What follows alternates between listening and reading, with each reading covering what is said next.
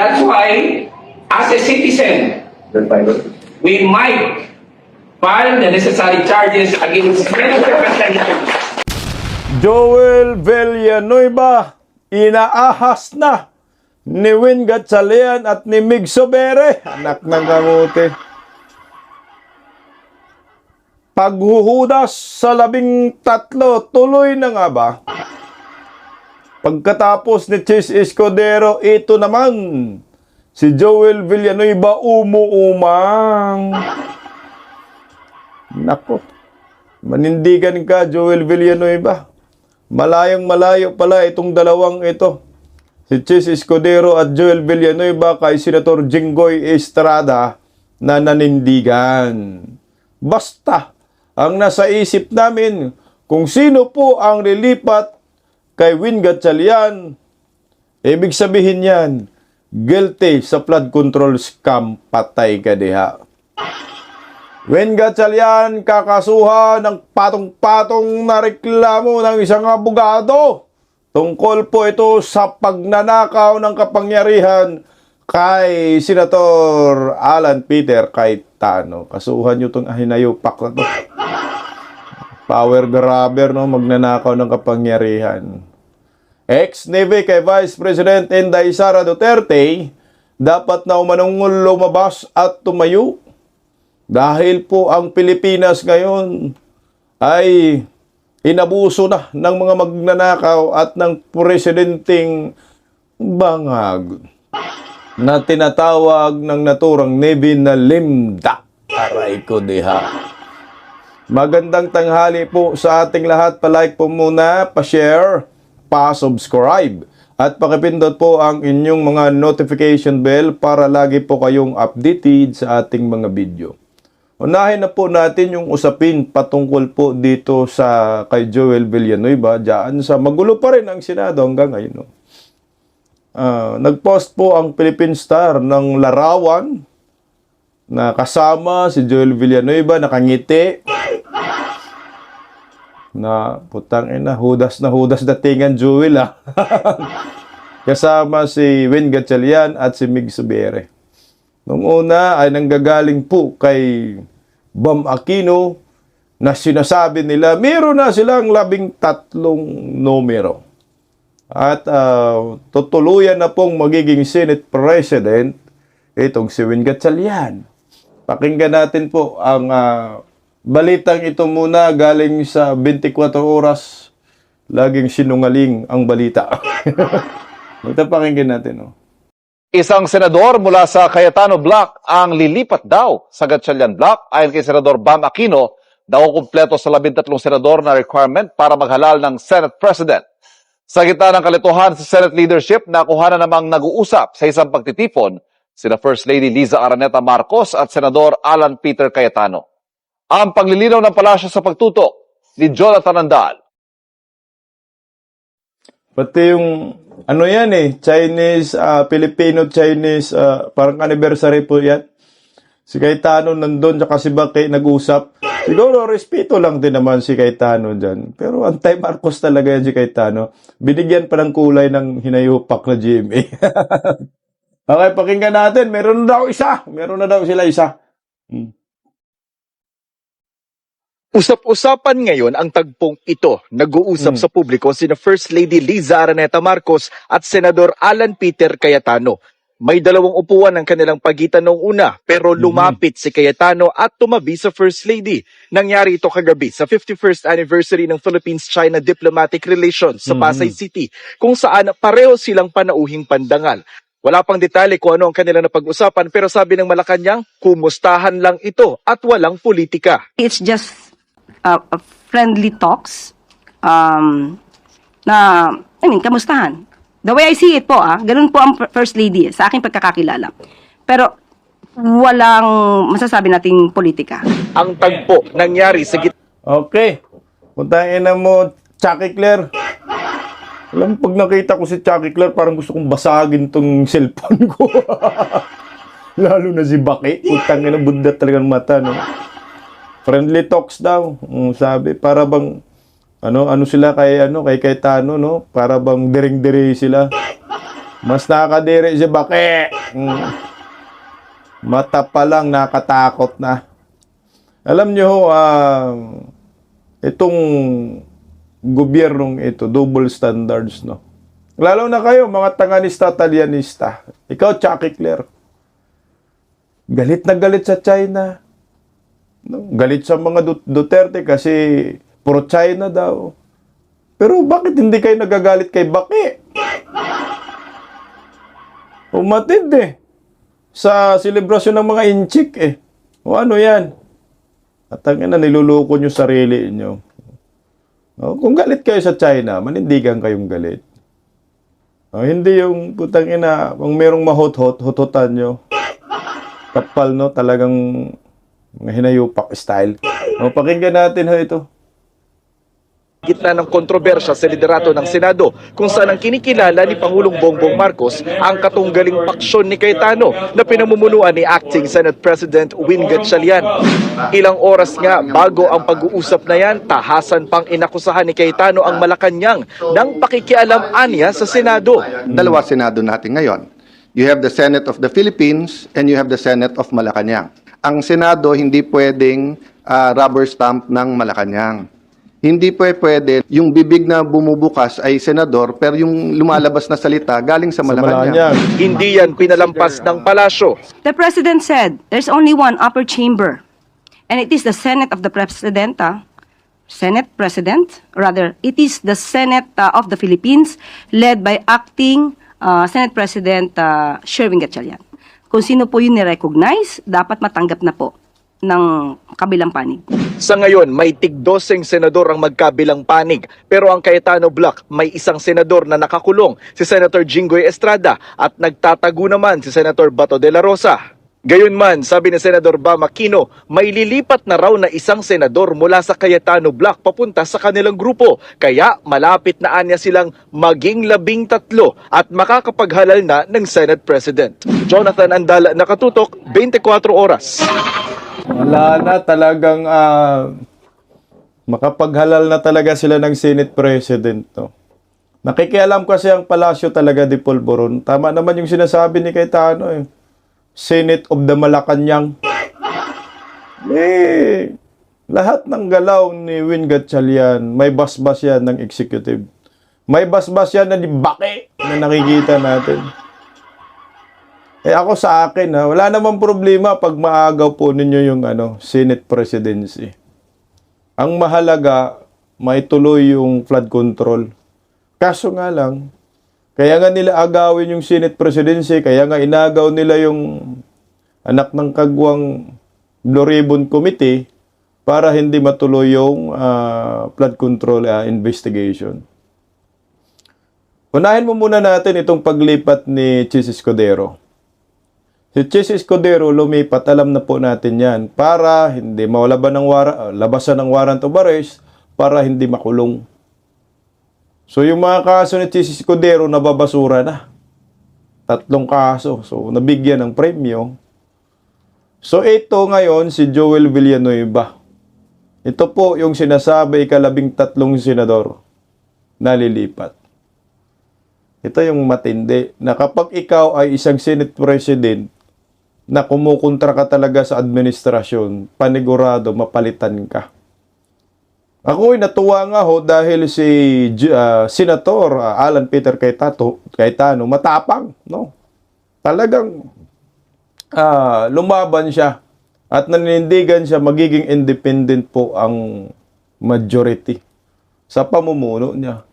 Kaya pala si Tuta Soto talaga ayaw talaga umalis diyan sa opisina ng Senate President. Bakit hindi siya umalis? Nandyan pamalita niya. Kasi nga, plano talaga nila aagawin. Okay. So, narito po yung 13 senador na tinutukoy dyan sa GMA. Ayan. Post po ng Philippine Star, 13th Senator jumping to the Gatchalian block. Nako, anak ng kagwang talaga. While there is no confirmation yet, sabi ng Philippine Star, Senator Joel Villanueva is believed to be among the senators eyeing to join the new majority. Ayaw niya kasi makulong. Ayaw niyang himas rihas. Joel Villanueva, pag-isipan mo. No? Ako sa akin kung hindi naman po guilty si Joel Villanueva sa flood control, manindigan ako sa part ni Cayetano. Kasi ang panawagan ni Cayetano, magkaroon ng katotohanan patungkol sa flood control. Pero kung guilty ka, lumipat ka na kasi kulong ka talaga di baki. Wala kang paninindigan, Joel Villanueva. No? Ibig sabihin yan, guilty ka talaga. Okay lang din lumipat ka dyan. Putang ina. Kung kurakot ka, hindi ka bagay sa grupo ni Cayetano. Kung kurakot ka, hindi ka bagay sa grupo ng Team Duterte. Bagay sa'yo, maghudas.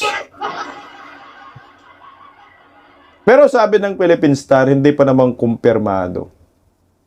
Pero wala na ho ito. Siya lang naman ang pwede nilang hatakin si Joel Villanueva. Pero sa grupo kasi ni Cayetano, nakikita na natin yung numero talaga, solid na. Tingnan mo Bato, Jinggoy, ito, mga solid na talaga to. Alam mo si Jinggoy, mananalo pa rin ito sa eleksyon. Hindi yan matatalo. 2028. Si Jinggoy, Robin Padilla, Senator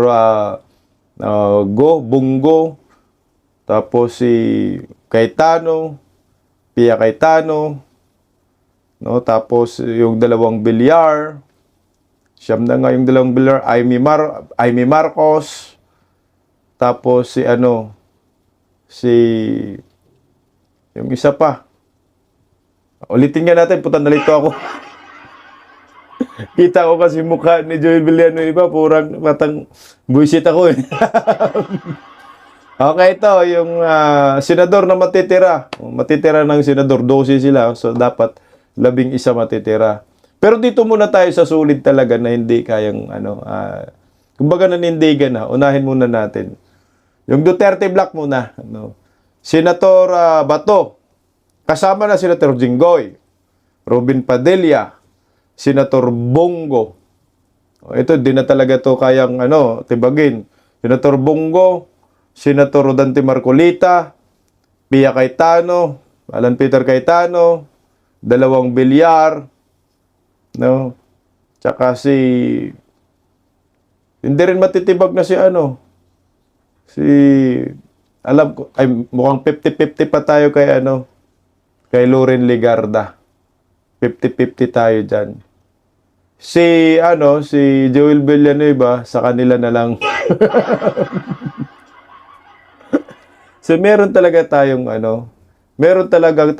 sure, solid po na 11, no? 11 or 10 na hindi po kayang hatakin nila papuntang impyerno. So, yung pinaka-prospect lang talaga natin ay itong si Joel Villanueva na lilipat. Ako nga, nung una, akala ko sino ba yun? Si Loren Legarda na mukhang lilipat si Loren Legarda, no? Dahil nga magka-close sila ni Mig Zubiri. Pero hindi bumigay si Loren Legarda at nanindigan si Loren Legarda na manatili po dito sa grupo ni Senator Alan Peter Cayetano. Yan ang maliwanag dyan. Kasi nga, kung hindi po magdedesisyon si Loren Legarda na mag-stay, dali si Leandro Libiste. Teka lang, bilang nga ulit tayo, putsaka na mukhang mayroong senador na hindi ko nabanggit, no? Kasi sila ngayon, 12.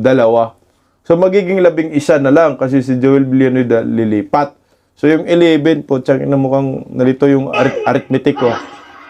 Tayo magaling sa bilangan kasi wala tayong flood control. Joel Villanueva, ay hindi na pala kasama yan. Animal, kulit talaga. Sorry.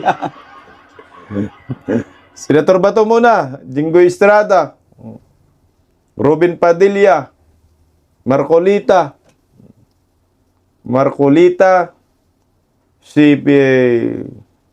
ito yung isa, si Marcos, Amy Marcos, ayan. Jaime Marcos, 2 Cayetano, 2 Villar, tama ba? Tsaka 1 Ligarda. Meron talagang isa kung hindi nababanggit, hindi na kompleto.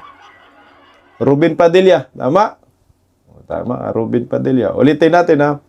Dito muna sa Duterte Block. Ruben Padilla, Joel Villanueva. Putang ina. Memory plus kailangan natin. Last na lang. Para sumaya tayo. Sa Duterte Block muna. Kasama na natin si Jinggoy kasi Duterte Block na yan si Jinggoy. Jinggoy Estrada, no? Senator Bongo, Robin Padilla, tama, Bato, Rodante Marcolita, ito na tama na talaga to. Jaime Marcos, 6 na yung Duterte Block, no? Jaime Marcos, Cayetano, ayan. Duterte Block na rin yung 2 Cayetano, Pia, Villar, ayan. At saka si Loren Legarda. So, tumama na talaga tayo. So, 11 ang matitira. Kasi tatalo na si Joel Villanueva. Alam niyo po, mapupuna ko lang din si Senator Cayetano. Kasi to si Joel Villanueva, ang alam ko, gusto niya talaga rin ng posisyon. Naalala po ninyo si Senator Alan Peter Cayetano, merong binakanting mahalagang posisyon, yung majority leader. Yung majority leader kasi inaalok nila kay Mig Zubiri. Kaso si Mig Zubiri ahas talaga 'yan, no. So hindi po tinanggap ni Mig Zubiri yung majority leader. At mukhang inaalok rin po nila kay Gatchalian. So, hindi rin tinanggap ni Gatchalian dahil makatuta-suto sila talaga, no. Ang ginawa sana ni Senator Alan Peter Cayetano, ibinigay na lang kay Chis Escudero or kay Joel Villanueva. Yun yung napuna ko. Para hindi magkaroon ng paglipat itong si Escudero at saka si Joel Villanueva. Di ba ho? Kaso nga lang, ang inisip kasi ni Cayetano, gusto niya madagdagan yung bilang nila na 13 magiging 14. Yun ang mukhang nakita ko. Kaya hindi pa in-offer yung majority. Ginawang floating, nagiging bakante. Kaya lumipat itong sino to? Si Chis Escudero. Ngayon, ito naman si Joel Villanueva ang pinag-uusapan natin. So, anyway, lumipat kayo. Wala naman tayong pakialam sa kanila. Kahit nga lumipat itong mga to, si Inday Sara hindi pa rin ma-impeach. Kasi, ang paglipat na yan, may kinalaman pa rin po sa flood control. Alam nyo po, sayang, kasi bukas nga daw, hindi natin alam kung matutuloy pa ang flood control. So, safe na dito itong pag matuloy ng paglipat ni Joel Villanueva, safe na dito si Joel Villanueva, safe na dito si, Chis Escudero, lalong safe na dito itong si Tolpo, Erwin Tolpo Brothers. Lalo na yung AXIS. Wala na. Safe na dito si Tuta Soto. Lahat na sa kanila na, yung mga malitagang safe na. Ito na yung pinakahuling hura nila. Wala na silang ibang mapilit dyan na lumipat. Si Loren Legarda hindi na talaga lilipat yan. So, solid na yung 11. So, okay pa rin. Mabigat pa rin yung minority. At anytime pa rin, pwede pa rin magkaroon ng kudita kay Gatchalian kung matuloy na ang paglipat ni Joel Villanueva. Alam niyo ho, ang nanghinayang ako dito, ito. Hindi pa ito napag-usapan eh. Panoorin po ninyo ang bidyong ito. Actually, na-play ko na rin ho ito. Hindi ito napag-usapan. Ang ganda ho sana kung nasa Cayetano Block ang liderato dahil lahat ito mauungkat. Itong magkapatid na Tulpo, anak ng kagwang na to. Safe na. Hayahay na si Erwin. Higit 120 million pesos ang natanggap na donation ni Erwin Tulfo para sa kanyang 2025 senatorial campaign. Isipin Napag-alaman ng Bilyonaryo News Channel na ang mga donor konektado sa controversial na Yap Brothers. Narito ang exclusive agenda Grabe report yan. ni Joash Malimba. Pakinggan natin. Nitong nakaraang December 9, inanunsyo ni Pangulong Bongbong Marcos na naglabas na ng freeze order ang Court of Appeals para sa 280 bank accounts, 22 insurance policies, 3 securities accounts at 8 air assets na konektado sa magkapatid na si Benguet Representative Eric Yap at ACT-CIS Representative Edvic Yap.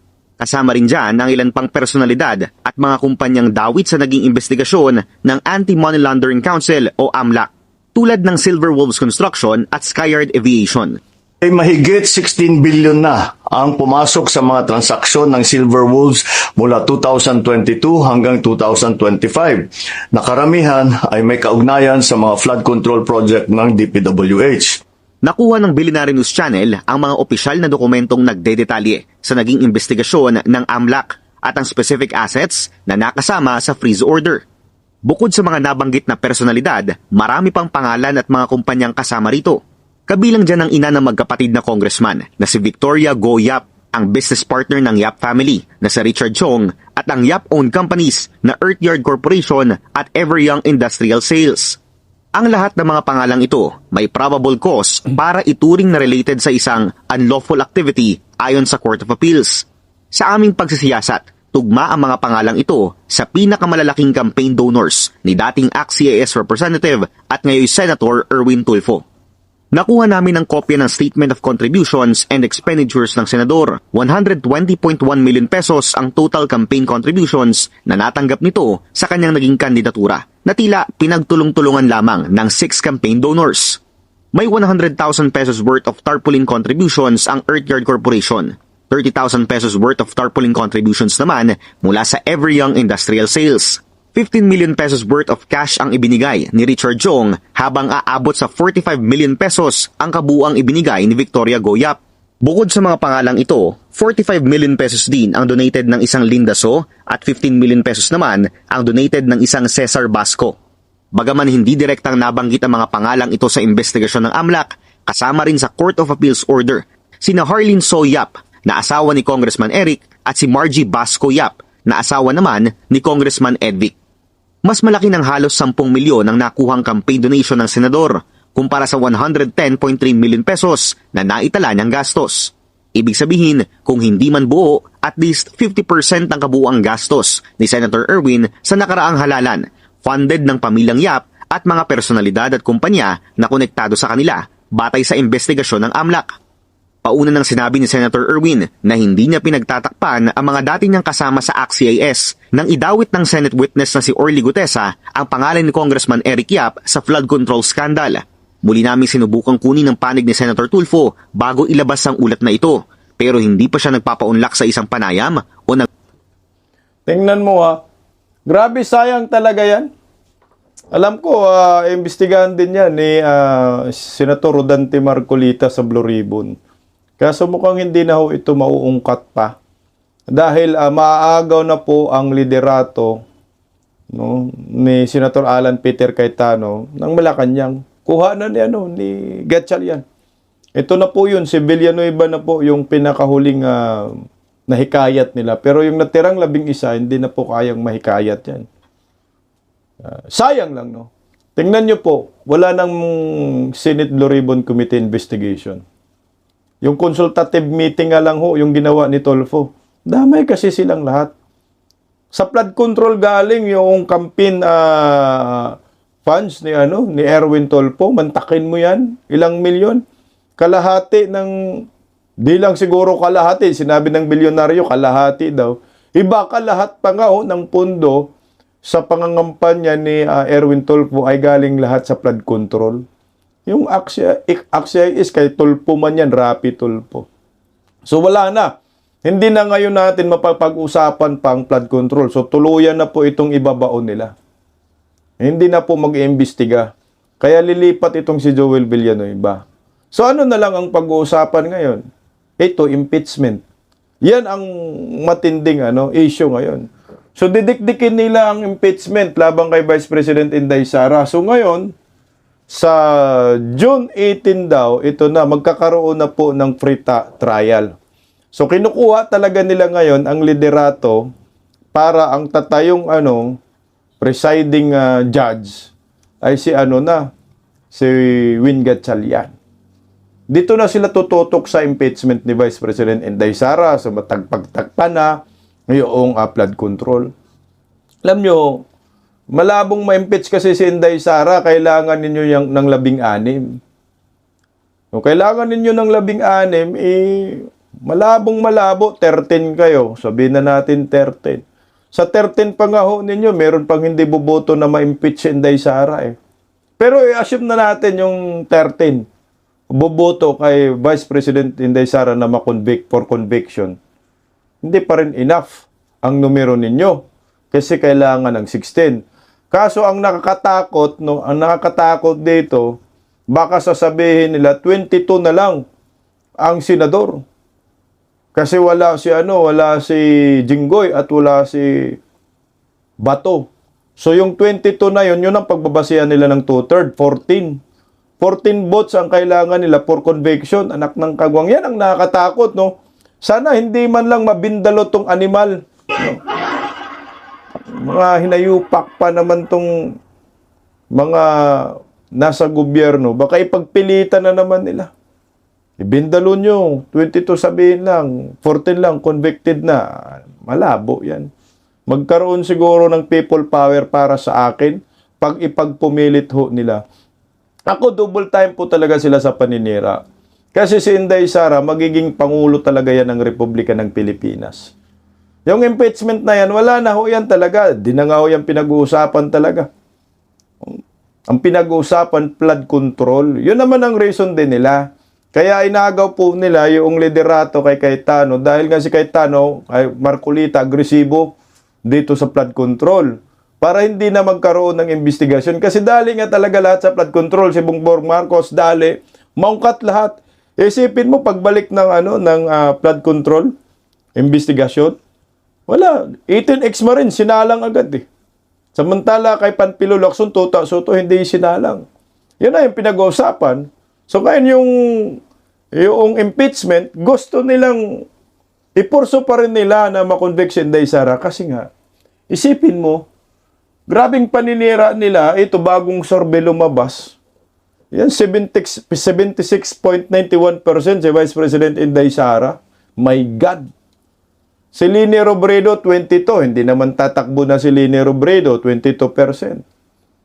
Itong si Risa Naol lang nila. 0.51%, anak ng kagwang. Ito naman si John Beck, 0.12%. Diyos ko! Alam ko ang gawin nilang pambato kasi si Risa Hontiveros. Kukunin na rin siguro ng Malacanang yan. At saka si John Beck. Vice President si John Beck, panigurado, presidente dyan si Risa Hontiveros. Yun yung tandem na kukunin nila. Pero tingnan mo naman. Nagdeklara na po yung mga kaliwang grupo, Akbayan, ayan, Magdalo, na si Risa Hontiveros, yung kanilang pambato, ang layo ng numero. Kaya ang chance nila, i-eliminate yung namamayagpag, yung number 1, 76.91%. Pag si Inday Sara makonvict, ikukonvict sa Senado, wala na. Kuha na nila yung presidency. Kung sakali yan ang maglalaban. Pero, di pa rin sila magkumpiyansa kasi may Duterte pa tayo. Nandyan si Mayor Basti, mas malakas, mas matapang. Pero malabo. Malabo yan na makonvict si Inday Sara. Kahit anong gawin pa ng mga senador ni Bongbong Marcos sa Senado sa impeachment, malabo. Solid na nga yung natin, di ba? Kailangan lang natin solid na 9. Ngayon, meron na tayong solid na 11. Hindi naman yan yung 11 na yan. Hindi naman boboto yan ma-impeach si Inday Sara. Pero yung 13, sabihin na natin, kasama si Joel Villanueva, magkaroon ng assuming na boboto sila. Hindi pa rin enough. So, conviction, 0. So, yung kanilang pinagtakpan talaga, kaya inagaw nila yung liderato, hindi para sa impeachment, kundi para po ito sa flood control. So, malaya ng animal na Escudero. Pati si Joel Villanueva. Akala ko ba itong si Joel Villanueva galit sa kurakot? Mr. President, ipinagkatiwala natin ang ating blood bank kay Dracula. Pag Joel Villanueva tumuloy ka, Kawawa lang, mababasto. Dama yung relihiyon mo. Sa akin na, kasi labanan na ito ng katotohanan. At labanan na ito ng kabutihan laban sa kasamaan. Kung ikaw, lilipat ka, wala na. Damay ang relihiyon mo.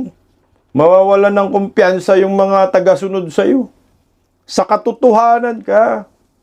Alam ko naman na kayo dyan sa Bulacan, lubog din kayo sa baha. Ngayon, sasama ka dun sa grupong, Diyos ko, pasintabi lang ho sa mga miyembro ng JIL. Sana, may masmasan pa si Joel Villanueva. At huwag magpaloko kay Win Gatchalian, huwag magpaloko kay Mig Subiere sa grupo ng Palacio de Polvoron. Pinatawag kasi rin to sa Malacanang. Yung pinatawag, mukhang ito na yung resulta. Wala nang kaso. Siguro, mag-iisip siguro mo yan. Ano gawin natin? Lipat na lang ako. Kasi pag hindi, wala. Makukulong talaga ako. Pero kung maninindigan ka, hawak mo ang katotohanan, hawak mo ang salita ng Diyos Biblia at inyong relihiyon. Makulong na makulong, basta nanindigan ako. Marami pang hahanga sa'yo. Tingnan mo. Si Senator Jinggoy Estrada ngayon, maraming humanga sa kanya, sa kanyang paninindigan. Dahil hanggang dulo, hindi po siya bumibitaw. At ipinapakita po niya na talagang para sa bayan po siya. Gayahin natin yung mga 18 ex-Marines na nagkikipaglaban, hindi natatakot. Kung ikaw wala kang kasalanan, huwag ka nang lumipat. Kasi ang lilipat lamang yung may pagnanakaw sa kaban ng bayan. Pakinggan po natin yung ex-Navy na merong panawagan kay Vice President Inday Sara. Gigil na gigil siya dito. Dapat na umano lumabas si Inday Sara at tumayo para sa bayan. Ano ba ang gusto ni Sir? Pakinggan ho natin. Kasi galit na galit si Sir eh. BP Inday, ito yung panahon na kailangan lumabas ka na. Ipapaliwanag ko kung bakit. Kapag hindi ikaw ang pinanawagan namin na mag-lead sa amin, magiging extra-constitutional yun. Correct. Kaya kami sa'yo nakaangkla para walang gulo, constitutional siya. Simulan natin sa Supreme Court. Ang Supreme Court hindi makapag-decide. Bakit? Unahin natin TRO ni Bato. Hindi siya makapagbigay ng TRO kasi pag nagbigay ng TRO ang Supreme Court, inamin niya na mali yung ginawa nila kay PRRD. Ngayon, kung kumampi naman ang Supreme Court doon sa ICC at sa gobyerno, inamin naman ng Supreme Court na failure na ang justice sa bansa natin. So anong gagawin niya? Papatagalin lang niya ang issue. So yun ang stand nila. So hindi tayo pwedeng maghintay ron. Punta tayo sa legislative branch, sa House of Representatives, hindi natin kailangan ipaliwanag. Doon nagmula ang kaguluhan. Punta tayo sa Senate, hati ang Senate ngayon. Pumunta tayo sa executive branch, di lalo na. Sila nga yung nagmamando kasabwat lahat eh. At kaya tayo lumabas ngayon at direktang nananawagan kay BP dahil ito na lang yung natitirang constitutional move na pwede namin gawin. Hindi kami gagawa nito. Hindi kami mananawagan ng sama-sama, magiging extra-constitutional yun. At ayaw natin pumunta tayo ron. Bago ako magtapos, BP Inday, ito na yung pagkakataon kasi bakit? Kapag namatay si Digong sa Dahig, na alam naman natin lahat doon tayo papunta, ikaw ang magiging pinakamalungkot at nagsisisi na Pilipino sa bansa natin. Bakit? Kung sinunod mo ang tatay mo na tumakbo kang presidente, hindi na mulong ang tatay mo, hindi na mabuti bakit? You owe it to the people. BP Inday, you owe it to the people. Huwag kang magkaroon ng second mistake. Kaya kami naninindigan ngayon dahil ikaw lang ang constitutional successor. Wala nang iba. Kapag ka hindi kami sumigaw ng constitutional succession, magiging extra-constitutional yun. Ayaw namin mangyari. BP Inday, nandito kami nanatawagan, tumayo ka na. On behalf ng mga active military, bakit hindi sila makasuporta? Alam ko sa puso ko, dahil lagi natin silang kinakausap. Ang sagot nila sa akin, bigyan mo kami ng reason, Kap, bakit namin kailangan isang suportahan? Wala siyang pronouncement. Ang gustong marinig ng mga active military ito. Alam ng buong bansa na windang na ang bansa natin dahil sa windang na Pangulo na yan. So bilang pangalawang Pangulo, hindi ko inuutusan ng active military na magkaroon ng kudeta o gumawa ng bagay na hindi naaayon sa konstitusyon. Pero puta nila! Suportahan nyo yung mga nagsasabi ng katotohanan. Bilang Vice President! Hindi ko marinig ng ating mga active military. So, BP Inday, tumayo ka na. Dahil pag hindi ka tumayo, baka maging istorya ng bansa natin. Maraming salamat. Medyo gigil dyan si Sir, no? So, ang gusto niya, si Inday Sara tumayo, no? At lumabas daw. Nakatayo naman si Inday Sara at lumabas naman, Sir. Sige nga. Yung una niya, himay-himay lang natin, konti lang. Meron siyang ano doon, na real talk lang kay Vice President Inday Sara. Hindi ako nasaktan doon, sinabi niya na. Kung naniwala ka lang dahil, nakinig ka lang sa tatay mo, hindi sana nakulong yung tatay mo. Fact check po yan, no? Hindi sana naging Pangulo si Bongbong Marcos. Fact check po yan. Kasi si Inday Sara ang maging Pangulo. Yan yung malaking pagkakamali sa tanang buhay siguro ni Inday Sara. Para sa akin. Kasi si former President Duterte, talagang gusto niya si Inday maging presidente. Tsaka kami rin, alam namin si Inday Sara ay kailangan maging presidente para hindi gaguhin si Tatay Digong. Pero nangyari na po ang nangyari. So, kailangan natin mag-move on. Pero hindi po pwedeng kalimutan din ni Inday yung pagkakamali. Kailangan hindi na po maulit yan. Tama rin si Sir. Kailangan hindi maulit. Si Tatay Digong, matanda naman. Yung sabi niya, huwag mamatay si Tatay Digong doon. Ikaw na pinakamalungkot na Pilipino. Hindi lang siya. Pati tayo dahil mahal natin si Tatay Digong. So yung unang pagkakamali ni Vice President Inday Sara, tinanggap na rin po yan ni Inday Sara. Kasi sabi nga ho niya, nabudol siya eh. Nabudol tayo. So ngayon, ang iniisip na rin natin ngayon, yung solusyon. So maraming mga Pilipino, ito mga retired militar, na galit na talaga kay Bongbong Marcos. So ang point dito ni Sir, gustong lumabas si Inday, at magsalita na kayong mga Pilipina, kayong mga active official, suportahan po ninyo ang mga retired mga retired officer, mga retired general, yung lalo na yung 18 ex-Marines. Bawal po kasi yun eh. Sir, sa totoo lang, pagsabihin niya ni Inday Sara, talagang destabilization yung mangyayari dyan. Pwede siyang makasuhan si Inday Sara, inciting to sedition. Siguro sa akin si Inday Sara, nandyan man. Nakatayo man, nakasuporta. Pero wag naman yung literal na manawagan si Inday Sara. Kasi parang pinapabagsak mo na rin yung gobyerno dyan. Pag si Bongbong Marcos umalis, yun yung punto doon, inciting to sedition. Ano na lang, kasi mukhang ang gusto niyang mangyari, people wear pa na, no? Yun ang nakikita ko, no? Magkaroon ng revolution against Marcos.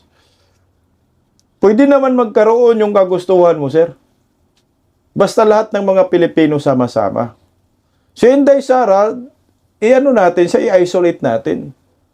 Nandyan, nakasuporta, nakatayo, pero hindi yung parang literal talaga magpo-front. Hindi pwedeng magpo-front kasi ang gusto niya, lumabas ka dahi, tumayo ka dahi, magpo-front ka. Pinahamak mo si Inday Sara kung ganun. Baka hindi pa mangyayari yung pakikibaka ninyo, pakikibaka natin. Si Inday Sara nang maunang makulong. Si Inday Sara nang maunang magorgor. Alam mo naman, tuso ang mga Marcos.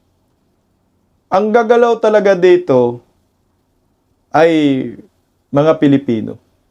At may tatayong iisang tao. Kasi si Inday Sara, Vice President eh. Hindi naman po pwede si Inday Sara talaga magpo-front. Bawal po yan sa batas. Pwede siguro si Mayor Basti. Nandyan na nga si Mayor Basti, di ba? Sa Ridge Coalition, nandyan na. Opposition talaga siya. Kulang na lang din siguro sa mga tao para sa akin. Yung mga stakeholder, yung mga negosyante, magpipinance. Wala pang eksaktong direksyon kung ano ba ang gustong mangyari sa bayang ito kay Bongbong Marcos. Si Chavit Singson, nagsabi man si Chavit Singson na hindi daw matatapos ang termino ni Bongbong talaga. Pag hindi matapos, tatakbo daw siya senador. Pero ang hindi ko lang gusto, yung sinabi ni Sir na tumayo ka, lumabas ka. Nakatayo si Inday. Yung ginawa ni Inday Sara na pagbati ko, sobra-sobra. No? Diyan si Inday lumabas. Bugbog sarado na nga si Inday. Si Inday nga yung pinakaunang nagsabi na ang pondo ng Pilipinas ay kontrolado lamang ng dalawang tao, Martin at saka si Saldico. Si Inday una nagsiwalat. Kaya ngayon, pina-impeach si Inday Sara ngayon, ginagago. Pero sana, sir, hintay natin. No? Huwag nating pangunahan si Vice President Inday Sara Duterte. Kailangan i-isolate natin si Inday. Kasi pag nagkamali dyan si Inday, pag kumagat sa kagustuhan mo, kawawa si Inday, kulong ang abuti ni Inday Sara. Hintay natin ang pagkakataon. Alam ko gigil tayong lahat. Pero ano na ang mangyayari sa ating bansa in the future pag si Inday ay kulong at may mangyayaring masama kasi si Inday Sara na ang gusto mong mag-front? Tama yung mga ingay natin. Pero wag naman sana ho nating parang gusto nating ipalabas na walang ginawa si Inday. May ginawa si Inday, pina-impeach na nga ho. Dahil sa mga buayang ito. Suportado ni Inday ang lahat ng pakikibaka, mga ex-Marines, para sa katotohanan. Pero wag na po muna natin siguro hatakin, i-front mo si Inday, ilagay mo dyan. Talo tayo dyan. Kagaya ito, maganda nga ho yung nasa isip ng isang abogado, magsampa ng kaso kay Gatchalian. Ito, pakinggan natin. Senator Gatchalian, there is a possible violation of Article 177 of the Revised Penal Code dahil ang kanyang pag-angkin sa posisyon first as Senate President pro tempore violates Article 177 of the Revised Penal Code. Bakit? Because that position belongs to Senator Loren Legarda, the Senate President pro tempore. Therefore, he is in violation of the provision because he is claiming an authority that does not belong to him. He is usurping that authority of Senator Loren Legarda. On second point, he is in violation of Article 177 of the Revised Penal Code for exercising the functions of Senate President Alan Peter Cayetano, the Senate President. So dalawang beses niya binayolate ang Articles 177 of the Revised Penal Code. Inangkin niya ang posisyon ni Senator Legarda at ginagampanan niya ang functions ni Senate President Alan Peter Cayetano. Another, there may be disorderly conduct on his part. Why? Because he knows that he is in violation of the law and yet he persists in his violation. Continues. Yun po ang aking point dyan. That's why, as a citizen, we might find the necessary charges against okay. Kung kay Senator Erwin Tulfo, he is a nobody. Bago lang siya. Yes. No? Let the others do something about him. But ito kay Senator Gatchalian, we will take proper action against this fellow. Ayan po, kakasuhan ang abogadong ito, si Luna po ito, ng patong-patong na kaso si Gatchalian. Ipakulong mo yan, sir. Para kahit makuha man niya ang Senate Presidency, patong-patong na kaso ang kakaharapin ng pagiging kawatan niya sa kapangyarihan. Mabuhay po tayong mga Pilipino. Mga, ex-Navy, Cap, relax lang. Tiyaga lang tayo. Time will come, magtatagumpay din tayong mga Pilipino. Nandyan si Vice President Inday Sara sa likod natin at lagi po siyang nakatayo. Yan po ang isipin natin. Lumaban tayo para sa bayan. Paggising sa umaga, tanghali at gabi, nakikita ko ang post niya, ang hapdi. Paano nga ba to? Di ako makatanggi. Watch ko na lang at isipin ng mabuti. Disdak Pilipinas.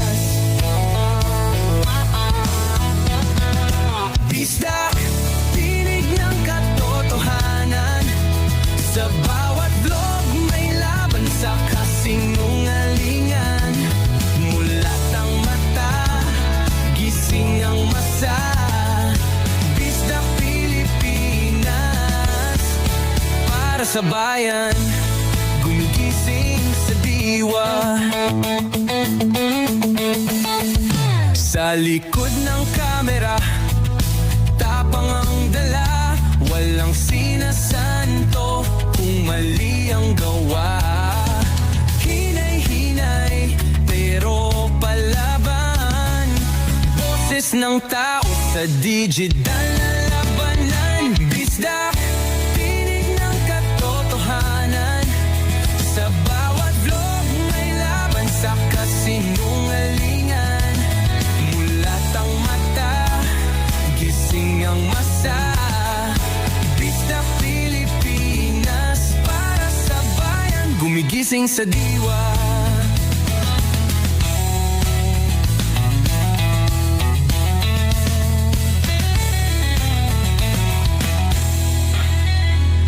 Hindi artista, hindi politiko, pero ang katotohanan, sigaw niya ay buo. Sa YouTube o Facebook man siya makita, may aral ka pa rin, may uwi sa bawat salita. Bisdak, gising sa katotohanan, di lang kwento, kundi panawagan. Sa bawat Pilipinong naghahanap ng liwanag, Bisdak Pilipinas, kasama sa pagbangon ng bayan. Bisdak Pilipinas, boses ng masa, gising ang diwa. Sa vlog mo, may pag-asa.